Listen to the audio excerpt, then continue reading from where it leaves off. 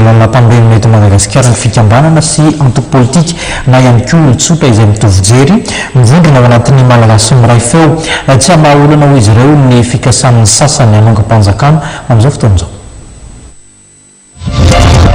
Ny tsangaran-droany ny vovonana malagasy miray feo, vovonana ahitana fikambanana sy antoko politika maromaro ary ihany koa olon-tsotra izay mitovy firehana aminy. Ho an'ny malagasy miray feo dia tsy vahaolana ny fanonganam-panjakana na ny hoe firosoana fifidianana filoham-pirenena izany. Ny fanitsiana lalam-panorenana aloha no tokony masoana voalohany ho izy ireo.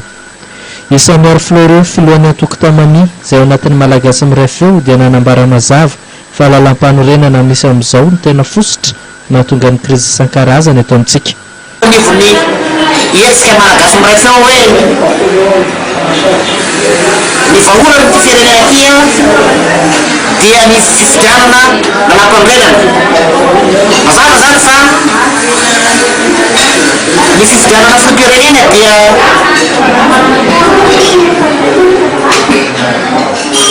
tokony irosona aloha fifidianana filoham-pirenena irosona aloha fifidianana lalam-panorenana vaovao ka tsy le referendum mazatra fa élection constitutionnelle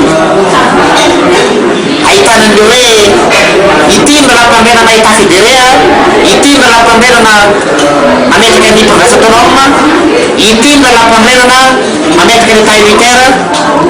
Zay fiarahantsika mahita ny zava-misy ankehitriny ka anjaran'ny vahoaka no manapa-kevitra, anjaran'ny vahoaka no pirenena ao anatiny no misafidy ka hoy zay eo anivon'ny malagasy miray feo hoe andao reto fa io ny fotoana anehoantsika ny fasikiana malagasy, io ny fotoana anehoantsika fa aranaovantsika sotroka miara-milaza, tanana miara-mibata, atombotra miara-mamindro fa tena zava-dehibe amin'ny vahoaka malagasy toy ny fananganana ny sy fananana amin'izany hoe lalam-panorenana vaovao zany.